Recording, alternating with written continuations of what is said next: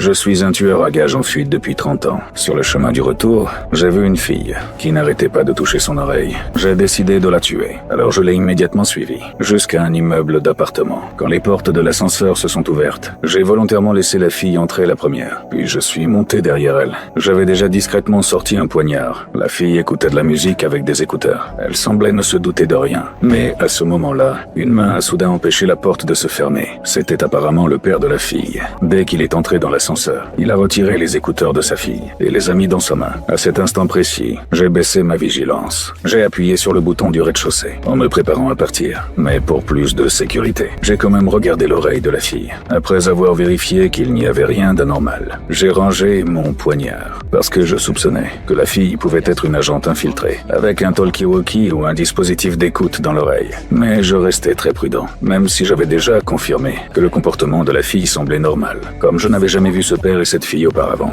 je devais m'assurer de mes propres yeux qu'ils vivaient réellement ici. Le père de la fille était clairement un professionnel. Il savait que je n'étais pas parti loin. Il a demandé à sa fille de faire semblant d'aller chercher un colis. Puis il a forcé la serrure avec un fil de fer. Et ils sont entrés dans l'appartement. En voyant cela, j'ai enfin dissipé tous mes doutes. Mais à peine m'étais-je éloigné que j'ai soudain réalisé un problème évident.